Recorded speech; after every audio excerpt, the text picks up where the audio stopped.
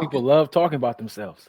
I learned that a long time. I learned that during the networking phase in college, man. Shit, People I learned that from watching First 48. Big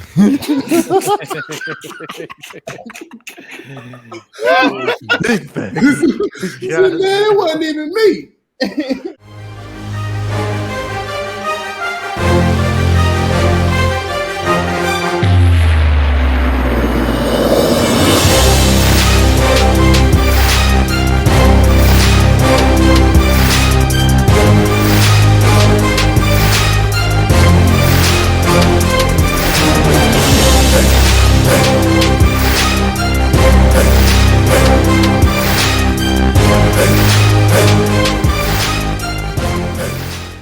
Welcome back to the Rise of Black Fathers, everybody.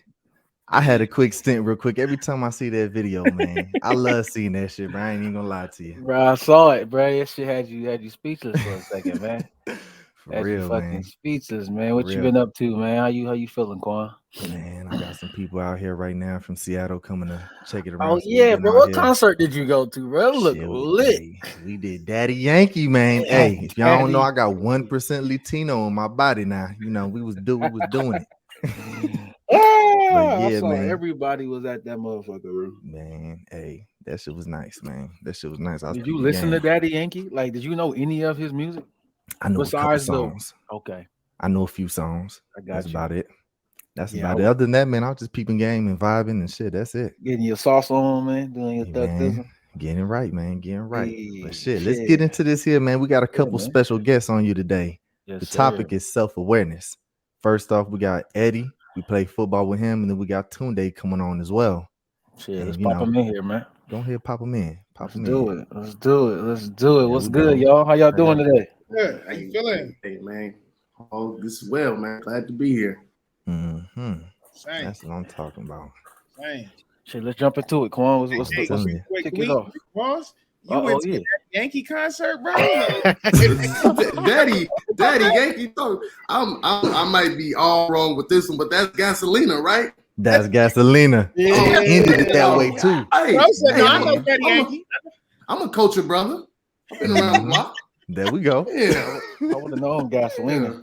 Everybody know Gasolina. I'm telling you. I bet he played that 3 different times through the concert just for the ones who did. Man, he killed that at the end. That was the drop. That was the mic drop moment right there. I was about to say, like, I know the whole club going crazy or wherever you was. Then you going crazy when that song dropped, bro. Like, I'm gonna tell you.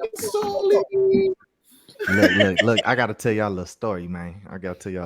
So first off, kudos to Daddy Yankee. He in his 50s plus. This is his last tour before he retires. So he's doing it. I'm talking about packed out, great time. Y'all don't know. I mean, JJ knows Justin. You might know him too, Tunde. I'm unsure. But the Seattle folks came down, man. We ain't get home till like 3-4 o'clock in the morning. I ain't been outside like that for a minute. They had me. I was fucked up this morning. Hurt bad down bad. Drinking with them, boy. I know you heard. Man, I'm talking about. They showed up with 2 bottles. I bought my own self a bottle. You know what I'm saying? Anyways, but yeah, man, that was a great time, great everything. But to get into the topic, then I do want to ask you, Eddie, because I asked you first, had you pick out of the 3 topics that I sent you, what made you choose self-awareness? Cause man, I'm just in a space where like self is ever prevalent in life as we continue to progress. When we get older and we get these more worldly experiences, man. Like I said, I'm pretty adept on all, but I don't know, man. That one just stuck out to me. I'm like, let me share some of this what's on my heart. Okay, now I like that. Hey, and y'all 2 brothers, y'all keep it real, man. That's what I love. That's why I love to have y'all on here. It had to happen. Let's do it, man. Hey, no, it's and I'm glad we talking about this. I feel like there's not enough space to speak about aging. I still feel young. Let me start out by saying that, right? Like I still feel like I'm a kid. I still feel like I'm in high school. Like shit be funny to me that shouldn't be funny. Like corny jokes, all that, right? But then you laugh at the motherfuckers and people look at you weird and they're like, bro, you 31. I'm like, I am.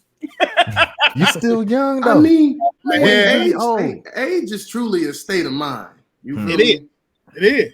And however you encompass that, dog, because it's okay to laugh, long as you know that damn, that's fucked up. Right. But that don't mean that shit ain't funny. As long as you can have that moment of clarity when you like, I know these motherfuckers in this room is looking at me all kind of fucked up because I shouldn't be laughing at that, but I'm gonna laugh first because that shit's funny. That shit's funny. There we go. Therapeutic too, man. Laughing's so good for the soul, man. Right. We need more of it. Shit, man. Somebody told me, man, you only get old when you start thinking you old. Like it's all a mindset. You know, the moment you start saying I'm old, I'm getting old, then you old. You know, if you think you're young, you think you got it or whatever it may be, man. Like it's all in the mind. So that was definitely a good point that it is a mindset for sure. But here's the thing that's been hitting me, like shit on my body be aching. Right. It's the difference between knowing you old and feeling old, nigga. That's a big difference. Oh my God.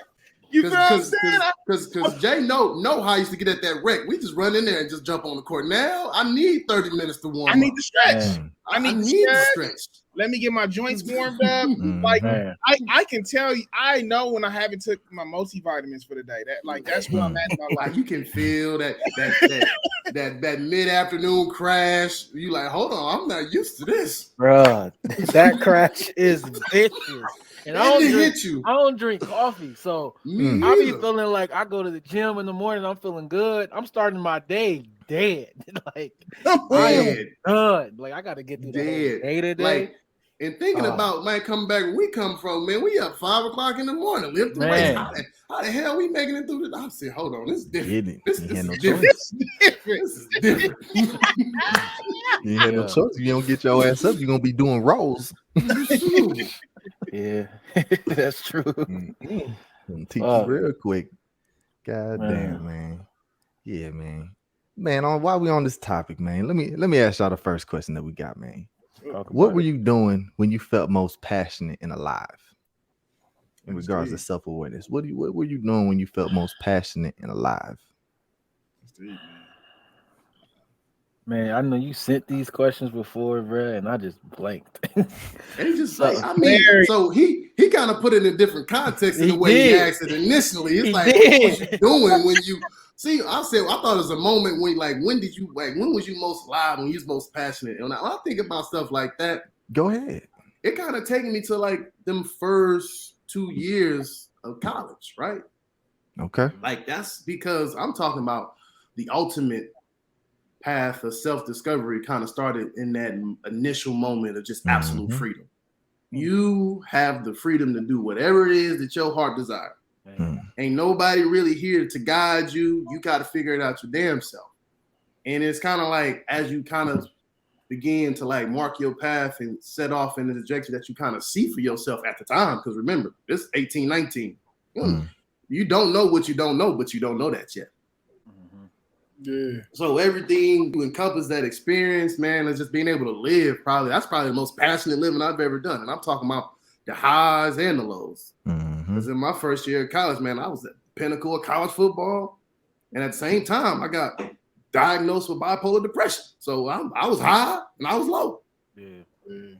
But like I was living roller coaster life. And I was going through it. And I could say that on my own volition. Like that's when I probably felt like most alive. I was most passionate. I was doing everything that I wanted to do and kind of just setting myself up for the rest of my life.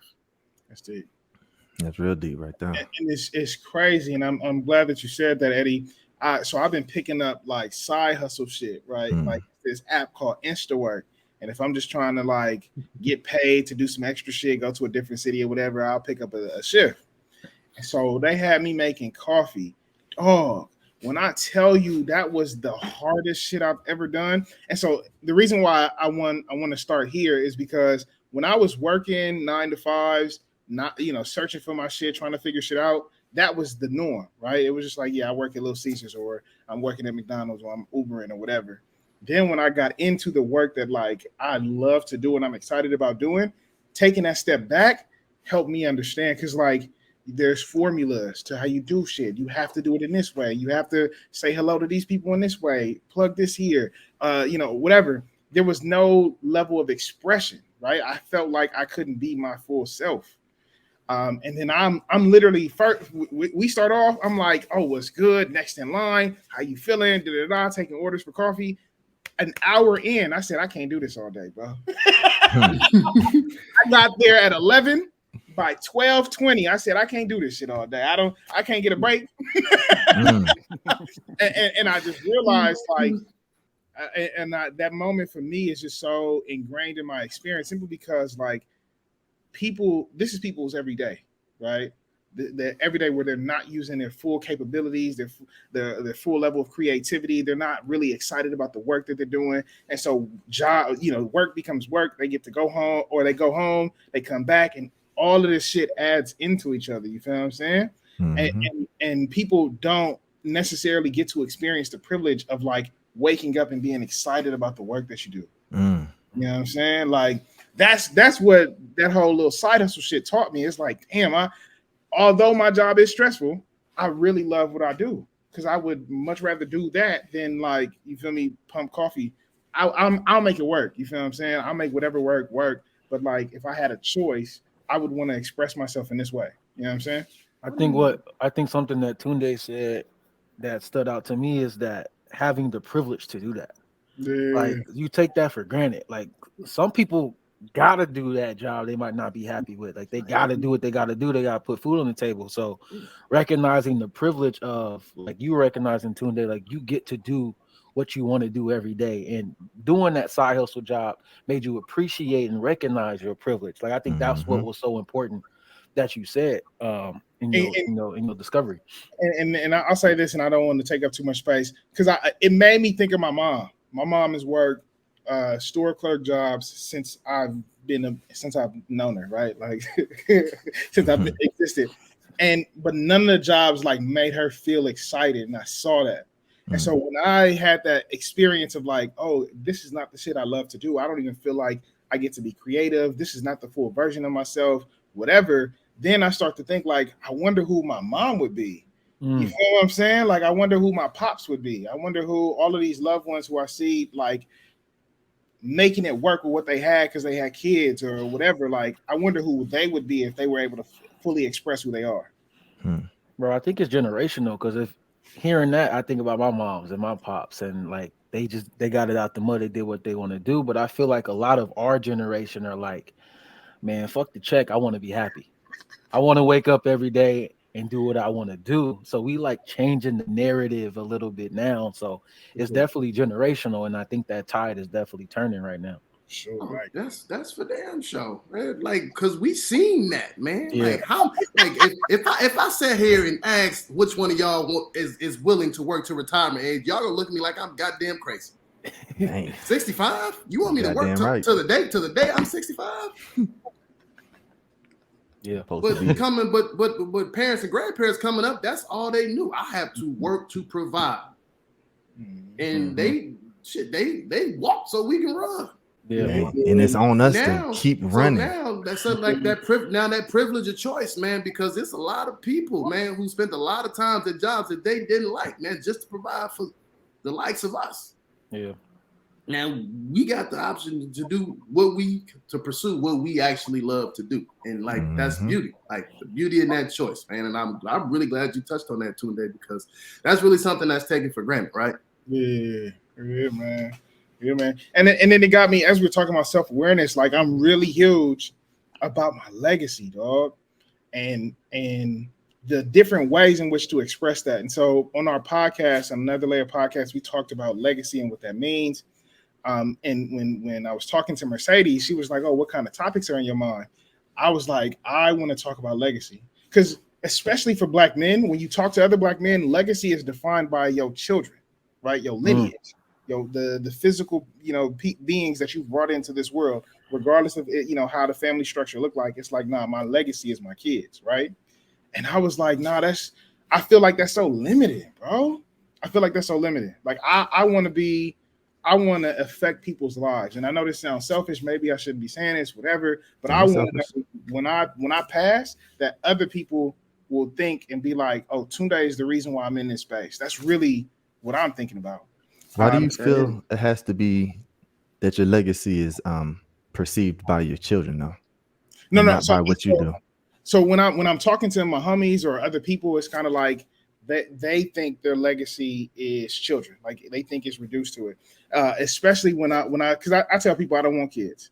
And then particularly for women, they're like, you don't want what about your legacy? You know, and it's like I do a whole bunch of other shit. You know what I'm saying? Mm-hmm. And then when I'm talking to the homies, they're like, yeah, what if you don't want to have kids, you don't want to spread your legacy? And I'm like, nah, I didn't help hella motherfuckers apply to college. I didn't, all of the work that I do in my main job, like I didn't did so much work for the city. You feel me? I'm verified or however they say it. I don't need to have kids. You know what I'm saying? I didn't spend so much time with other people's kids. I don't need to have kids. But like, no, that's real though. Mm-hmm. Like your legacy is the impact that you leave on this world. Like 100%. how you gonna be remembered? Like that's how that is. And I saw that like we kind of jumped ahead on this one because I saw that was towards one of the last questions. Oh, right? All good. You don't good. even Like, matter. you know, rocking. I mean, we just gonna flow. I'm gonna keep it rocking because Quan know, like I'm sitting here, I'm like, so I like one of my self-care practices is journaling, and I started a new job. I kind of fell away from that, and I just sat down in my little workspace and I picked up my journal. And the first page I opened up, Quan know I love quotes. Mm-hmm. Quan know I love quotes, and I had a Maya Angelou quote that I just wrote down last, and God bless us. just so happened it pertains to what we're talking about. So Maya Angelou said, "You can only become accomplished at something you love. Don't make money your goal. Instead, pursue things you love doing, and then do them so well that people cannot take their eyes off you." Man, oh, that's deep. That's real. That's deep. That's real, man. And that's speaking into the essence of a person, right? Because I don't give a fuck what you do. If you getting up every day to go sit somewhere and it ain't fulfilling for what you do, like that's not feeding you. You're not growing as a person. That's you chasing worldly things. Like we need to be in the spiritual, man. And that's kind of like what my work has led to me doing. Like I said, I've always been, since the day I can remember, been in contact with people. Whether that means I've been teaching for the last 3 years, I've coached football for the last 2 years. Like I'm just pouring back into people who look like me. Come on. Everything that I've been able to experience, like I said, man, I'm a huge proponent just betterment of our people, and not even just our people in general, because we all here together. And so just by that process of me, like that's the most fulfilling work I get. And you talk about a dollar amount on it, shit, I don't get paid. That's free. Man. That's free. Hey, that's priceless because what it do for the inside and your soul, and that's what, man, that currency, that soul currency that you get, and that happiness, that fulfillment, that shit right there is priceless when it comes to helping somebody out and genuinely giving some game to somebody. And that's what we doing here, man. That's what we're doing here. Y'all timing is scary, bro. Like this always happens on one of these calls that we have, bro. Because I'm thinking back when I used to coach, bro, and it was volunteer. Man, I love that shit. Like 6 o'clock, 9 o'clock, whatever it was. Like I'm going to practice with my little middle schoolers, and we balling, like whatever it is, putting on the cleats, drilling with them, whatever it may be, man. And like that was so fulfilling, man. Like it made going to work all right because I knew I had that after work.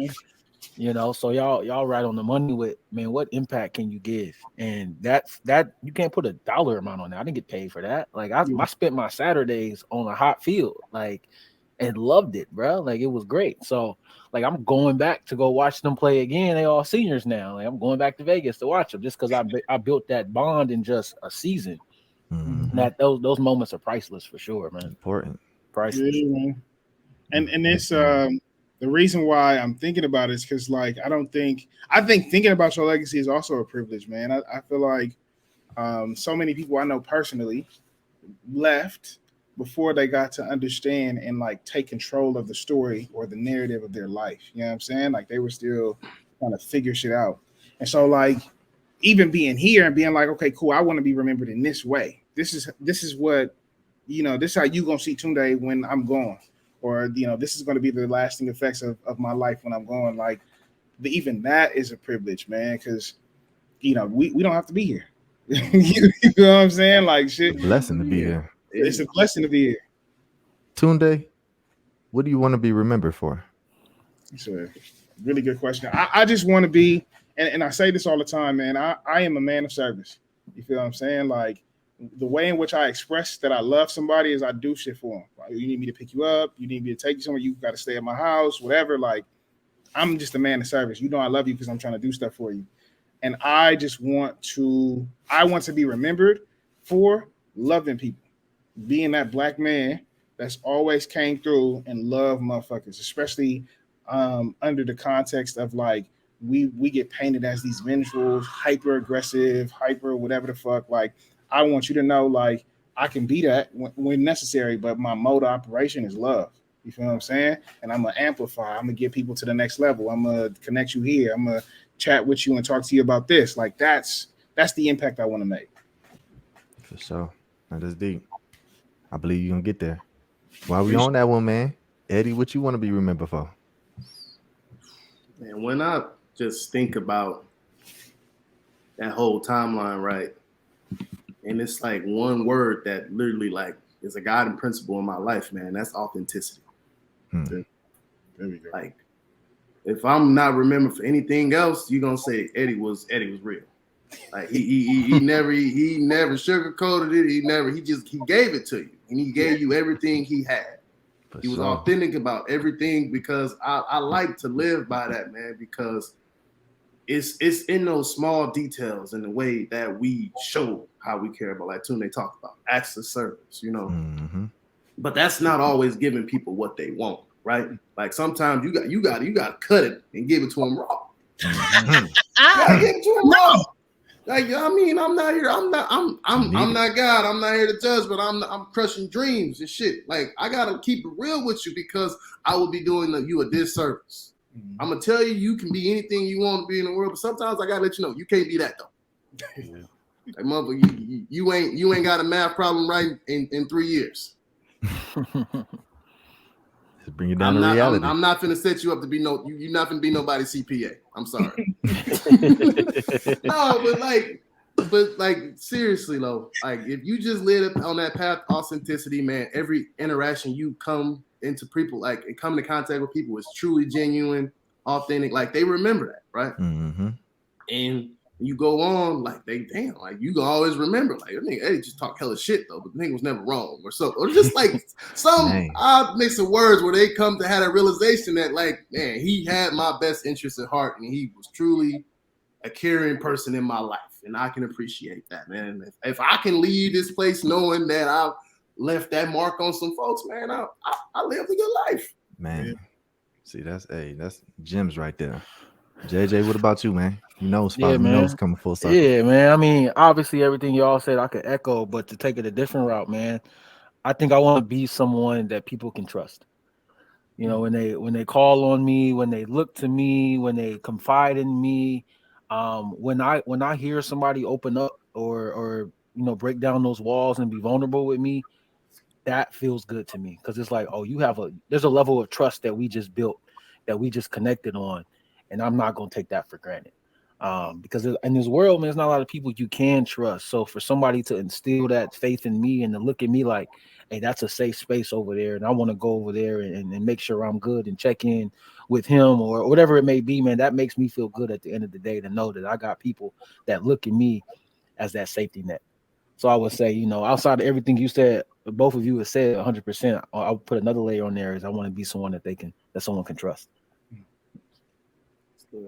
That's real right there.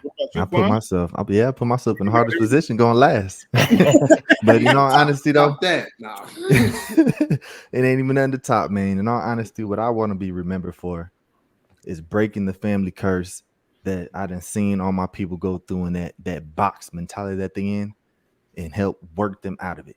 I already understand that it's gonna start with me, and I know that I'm the chosen one for that task, which is why I'm operating and doing what I need to do to learn those skills that we not taught, to be able to go back and do that.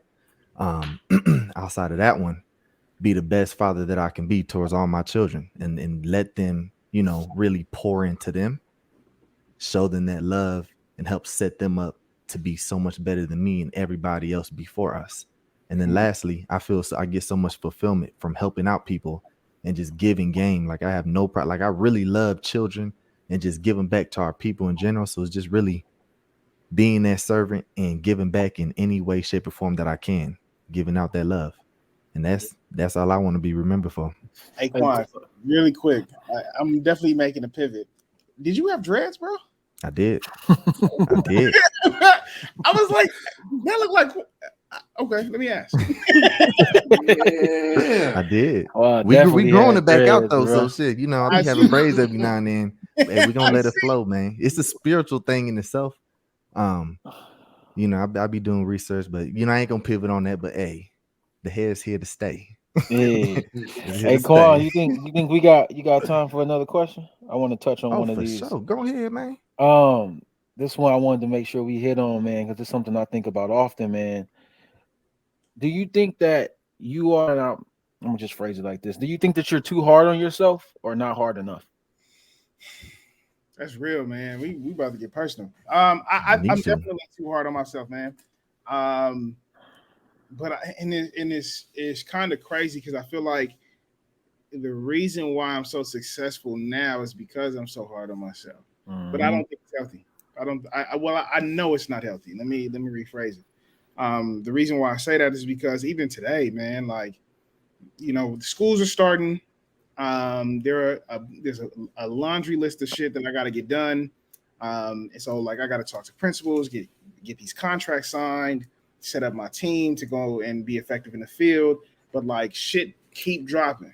And then I'm like, damn, you feel me? Like, and I never once sit and take in the moment and be like, damn, I'm doing a lot of shit. It's always like, fuck, you know what I'm saying? Like I forgot to do this and I forgot to do that.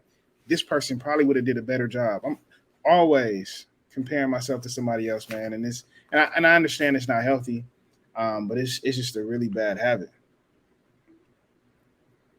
Okay.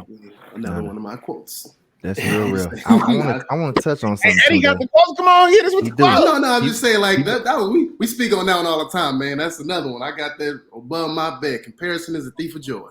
There we go. There we go. Man, let's cut that out the way. Hey, I would look. You said it a lot better and faster than what I was gonna say, but I was definitely gonna touch on that whole comparison with anybody else. Comparison is a thief of joy. Run your race. Hey, your race. All you in competition with is that man in the mirror. Yeah. That's it. That's the main focus. Anybody else to the left and to the right, they ain't not in your lane. Only person that can run your lane is you. Yeah, man.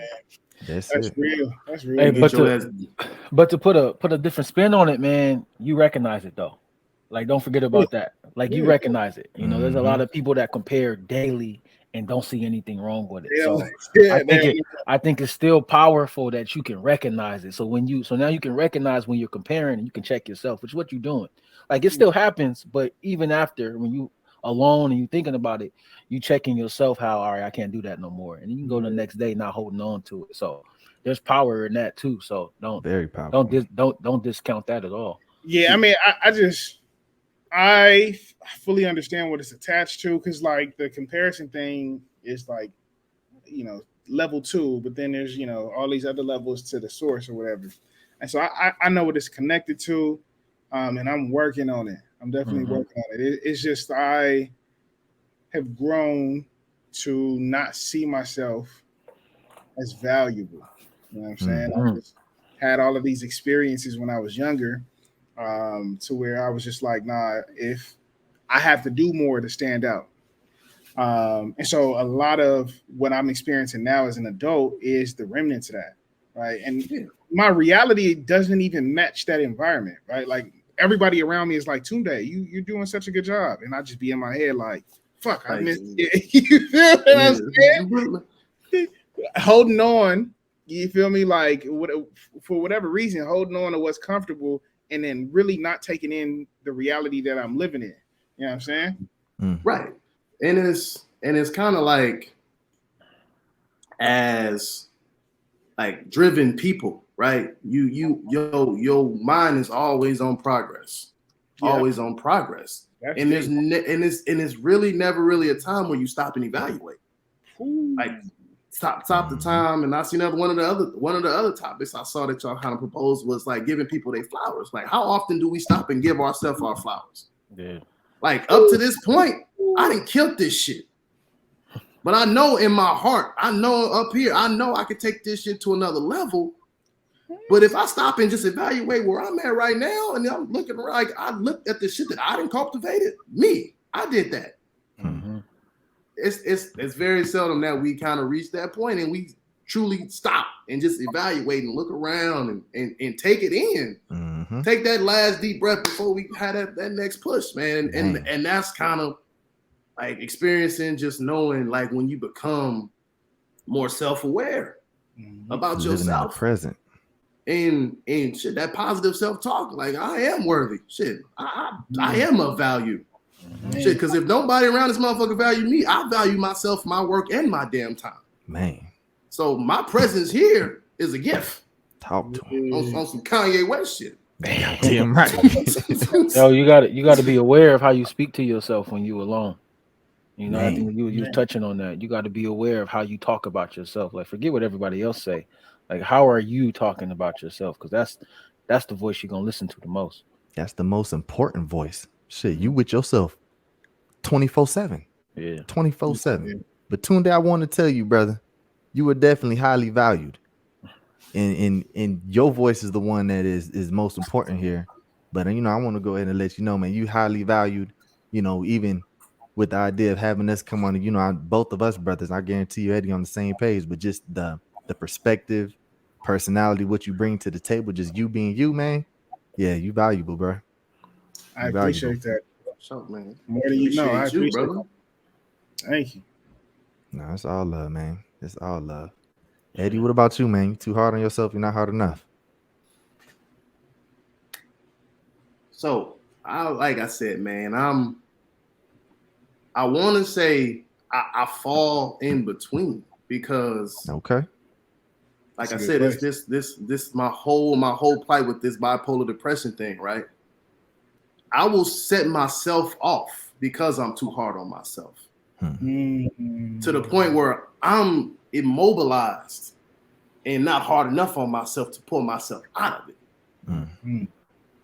Because that depression monster, man, it sit on you. It just sit on you. It's like a big girl. She just sit on you. Like, I ain't going nowhere. I ain't going nowhere. I'm here. You got me. Hey.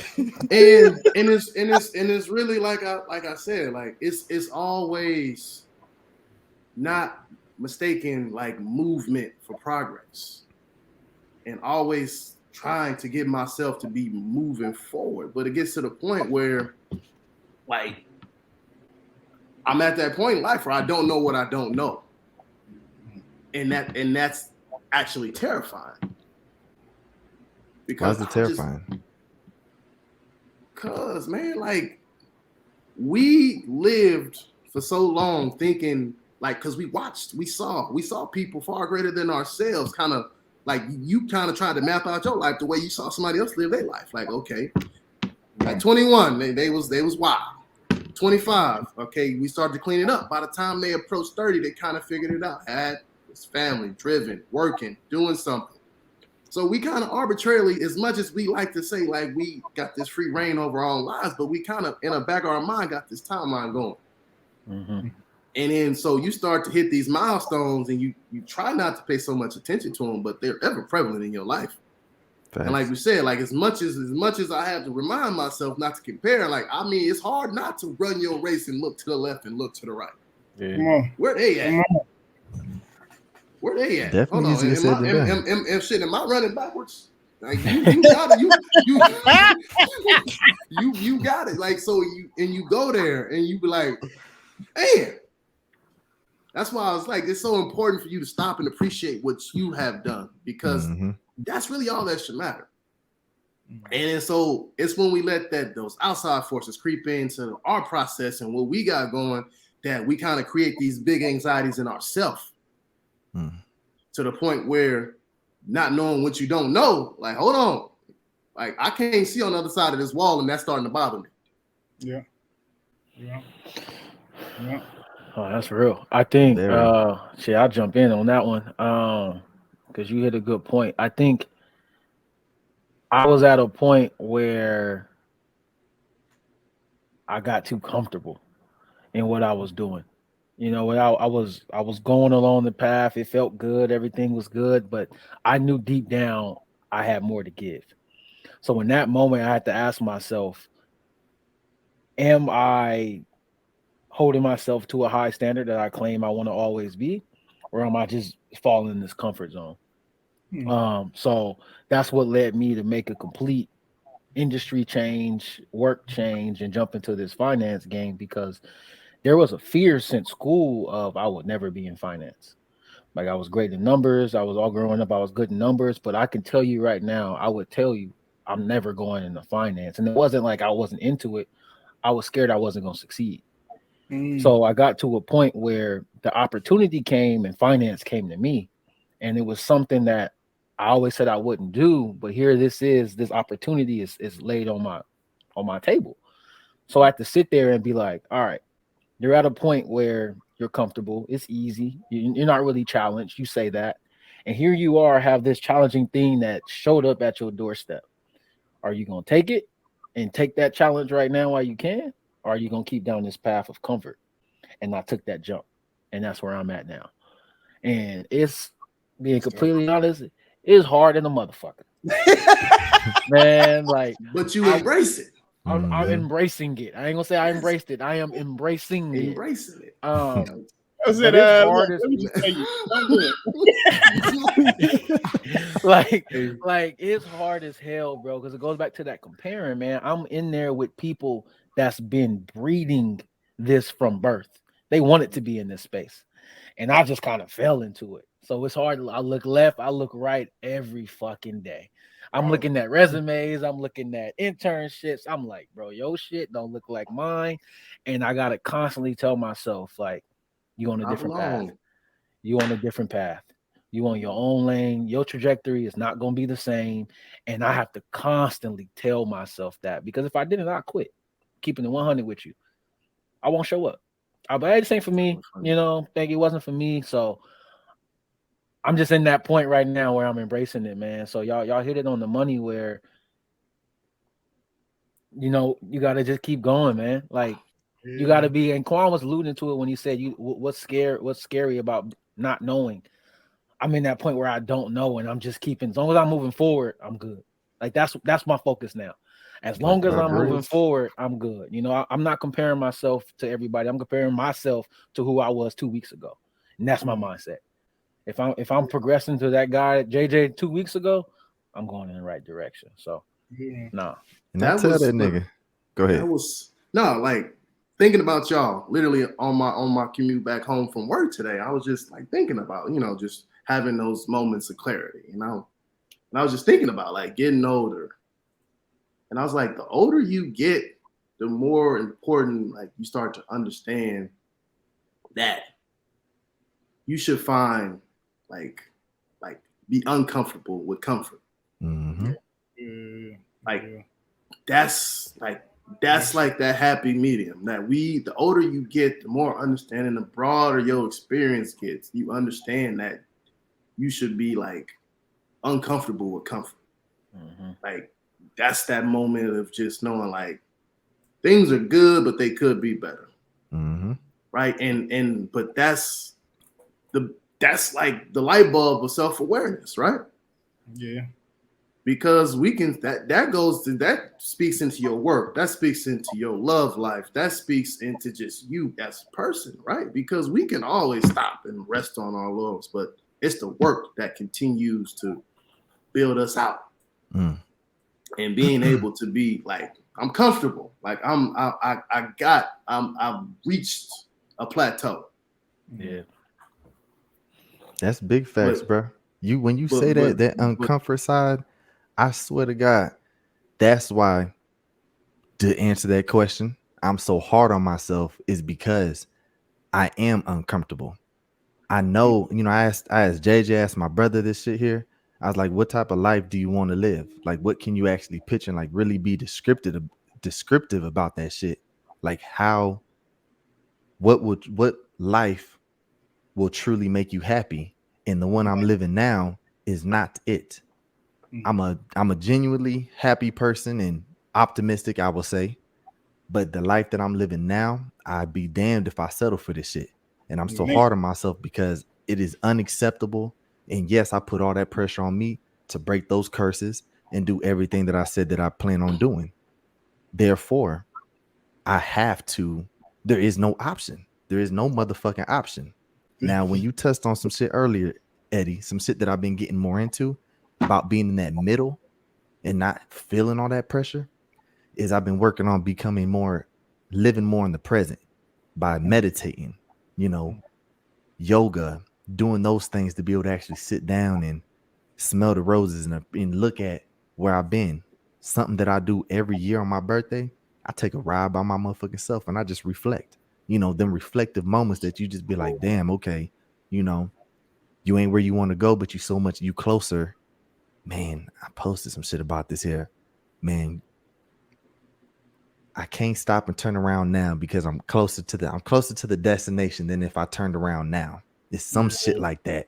So I ain't got no choice but to keep stepping, each step at a time, because eventually I'm gonna get to where I need to go. So there ain't no option for failure. At that point, you know, just trying to take in the now and appreciate those moments and recharge my batteries. I can't give out to nobody if my shit ain't charged up first. There we go. Exactly. There we go. And that's the thing, man. Like, just wanting more for yourself. You know what I'm saying? Like, and in this idea of self-awareness, like making sure that you not taxing yourself too much, because there's the balance. I feel the same way, Quan. Like, I really want to be the one to get my folks out the mud. You don't do that. It's like I'm sure we all do, right? I'm sure we all want to be the one. But I really, and I think about it often, man, because you think about your loved ones, you think about your moms, your pops, and all of them, and it's like, I'll speak specifically for me, man. Like, the fact my mom still got to work pisses me off. The fact my mom still got to work pisses me off, man. And I can't think about that too much, because then it just becomes overwhelming, because it's like, what else can I do? You know what I'm saying? I'm not at a place where I could just finance her living and, you know, take care of my sister or all this other stuff. But like, yeah, it's kind of like, you know, finding the techniques or the strategies to strike that balance, because and I think this is why I fear being at rest, is because in that moment where when you stop, you think about everything. You feel the weight of all of your thoughts, I guess. So yeah, like I get what you're saying, bro. I get where you're coming from. But when we think of self-awareness as like a concept, right? Kind of like evolve that into like total self-awareness, because when you think about it and you think about like moments where you like think of like true moments of self-clarity, you be like, self-awareness is me checking in like when something's wrong or now I'm like just listening to y'all talk. I'm like, nah, man, it got to be like this total self-awareness, right? Where we not just focusing on the insecurities of life, but we also just focusing on like just the whole experience of us as a person. That's checking in with ourselves, like just like, you know, remember, hold on, what was the shit in elementary school? Like step in, step out, what that type of shit. Like speak up, you know, like, knowing when to put yourself front stage and knowing when to sit your ass the fuck down. Right? Because like we said, like we driven, man. We got goals and we are ambitious people, and that's truly dangerous. But if we not totally self-aware of when we are just spinning our wheels sometimes, man, and just a mistaken movement for progress, we doing ourselves a major disservice. And especially because Black men have a high rate of high blood pressure, you know, you feel what I'm saying? Like all these stress-related diseases, we tend to be prone to be affected by that heavy. And so you're right. It is important for us to slow down and just be like, am I good? I think y'all touching on something that I'm in a new job, you know, as I alluded to, but something that people always say that has helped me in this challenging journey I'm on is you have to be okay not being the smartest in the room. But being okay just knowing enough to be dangerous. That is the motto. You know, you Yeah, ain't I gotta ain't know never heard everything. You don't gotta know everything, but know enough to be dangerous. And when I want to touch on that right there. When you say that, the goal and focus that I would want everybody to have is that you should not want to be the smartest person in the room, because if you have a team of people around you that are smarter than you have no choice but to elevate and grow, and you surrounded by a team of people that handle their business. So it's like, if there's anybody out there who do feel like they need to be the smartest person in the room, that's a place of ego and pride where you standing at. Because if you gonna get so much further and farther with being the dumbest person in the room. You know what I'm saying? No, and then that's real though, because like one of the great fortunes I had was being able to play for my pops in high school. And one thing he told me on a football field that had nothing to do with football, that stuck with me to this day, is that a listener dominates a conversation. Whoever's the quietest during the conversation is hearing every angle, is hearing every word said, because that smartest person at the table probably always got something to say. For sure. But if you the one that's listening, and that stuck with me today, and that just took me back to what JJ said. You don't got to be smartest in the room. That's real, man. Because to be quite honest, if you are listening, people are typically, and this is just my experience, people will tell you everything. I don't say much. I just be like, oh, that's crazy. Why did you do that? And then you hear a whole story. I hit you with 5 words. You got a whole story. Man, people love talking about themselves. I learned that a long time. I learned that during the networking phase in college, man. Shit, I learned that from watching First 48. Big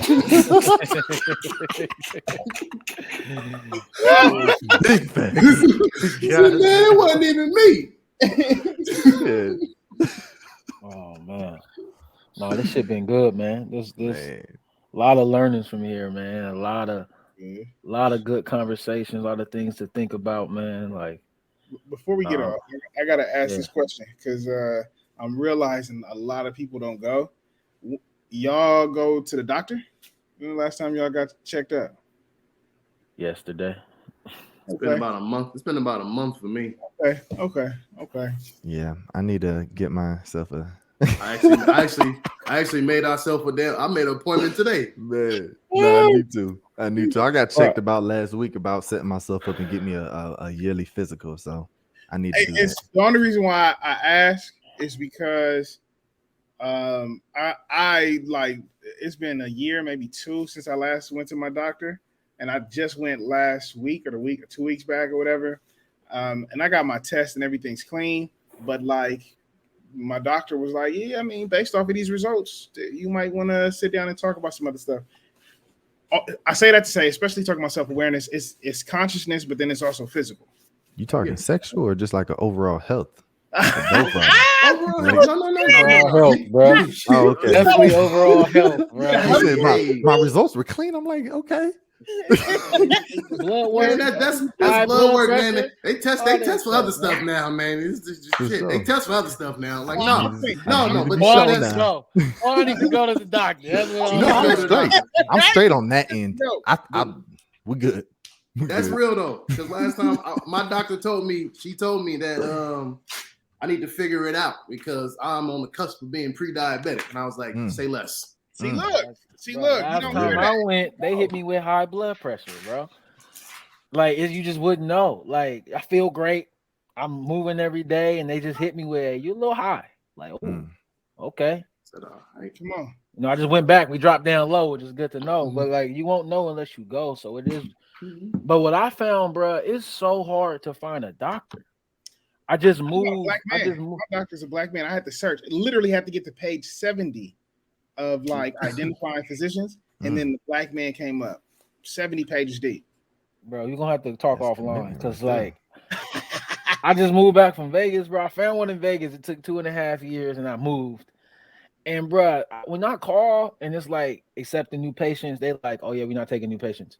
Like, bro, what's up? What the online said you? All right, call again. You call 3-4 times and you get no's. I'm like, man, fuck it. I ain't meant to go.